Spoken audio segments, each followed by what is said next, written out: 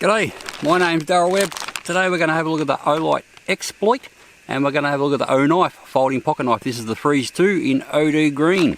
There's no sales on or anything like that, but these are just two little cool items I managed to get my hands on, and I thought I'd do a quick review, and there's a discount code as well. So anyway, just in case you're interested in this kind of stuff. On that note, let's have a look at it up close. Alright, we'll have a quick look first at the O-Knife. So this is the Freeze 2.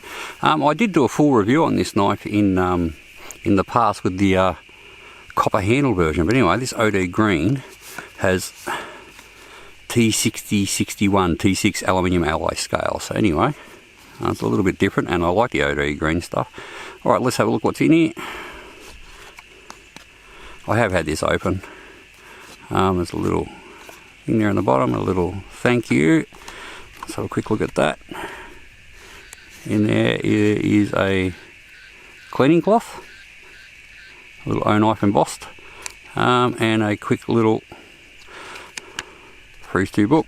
Freeze 2, thank you for purchasing this O-Knife product. Please read this manual carefully before you use it. Keep it for future reference. Okay, in the box of the Freeze 2, a storage bag, a cleaning cloth. So it's got some of the dimensions of the blade. So opened, it is 193.4mm or 7.6 inch, and it's just a little liner lock style. Blade material is 154 cm stainless steel blade. The handle material is 6061 T6 aluminium alloy, and it weighs 109 grams or 3.84 ounces. There is also in there a nice little collector's type coin. I've noticed these in a few of the knives. I've always received a little coin with them. This one is the little Freeze 2 O-Knife folding pocket knife, Outdoor Elite O-Knife. Okay, they look nice. It's a bit of a collector's bag. I'm going to show you next. So that's where these type of things come in if you want to collect all this stuff. Now the knife itself.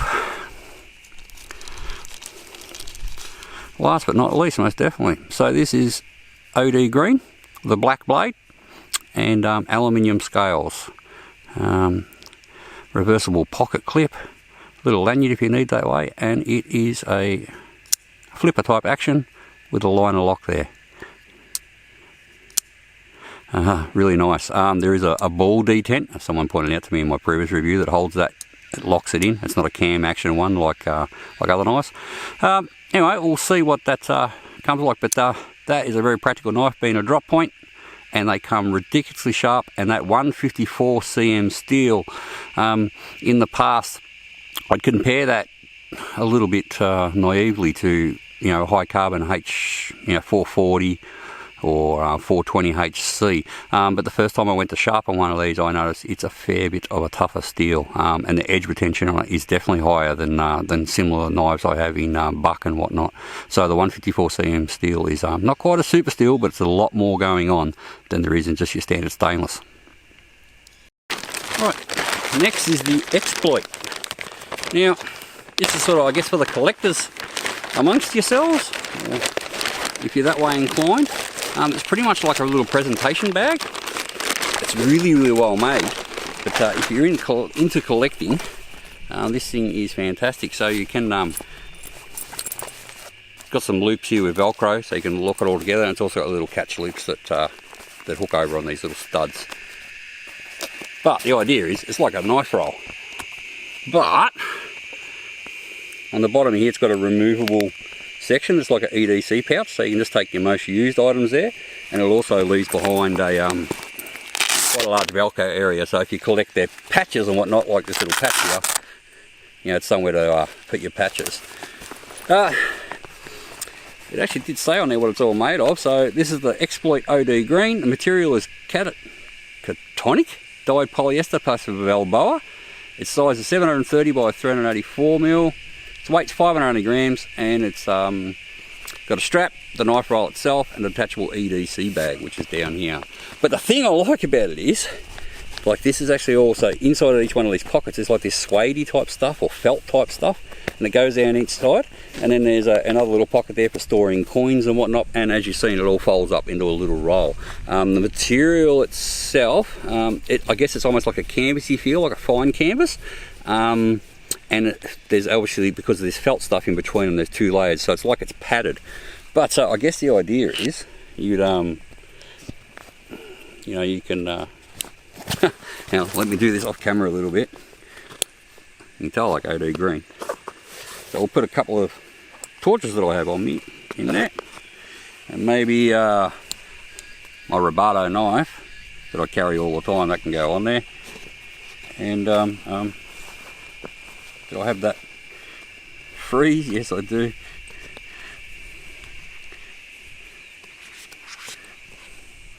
And what else have I got? Oh, I've got a coin now. I'll stick a coin in one of them. So the idea is it's meant to make a quite a presentation case for all your sort of Olight gear if you collect it. And I know a lot of people do. It's good stuff, I understand it.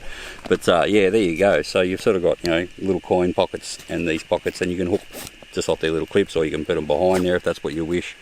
They do fit in there. They're lined with that felt material, so they're all hide and they're good. And you can roll the whole thing up and store your gear in there. And I'm guessing this little handle is either be for carrying it around when it's rolled up, or it's for you know, you can hang it against the door or something like that.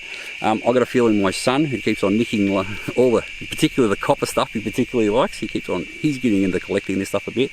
I'll probably give this to him, and they're saying he'll really like it and do his best to try and fill it up. It's a good idea in marketing, isn't it? Make them something to collect it. Anyway, I've seen some of the collections online on the Facebook groups, on Olight Facebook groups, and some people would need several of these, I think, to display their whole display of their EDC type stuff, but it's nice. Anyway, let's give a quick little pros and cons and a conclusion about that Freeze 2 knife, and we'll leave it at that. Alright, conclusion about the knife. The exploit bag's really nice and practical for, it's a really good way of displaying your Olight stuff and O-knife stuff if you are a collector. But this knife, the copper version of it, I absolutely loved it, but the scales were a bit heavy for me. They did make this in like a carbon fibre look scales. I'm not sure what metal it was, but it was lighter. But this one with aluminium scales, this one comes in quite light. So now this one I think is going to replace my everyday carry of my Robato 2. More Robato, not Robato 2. I carry that knife every day, and it handles the wear and tear is quite good, so I'm going to imagine this one is going to be the same.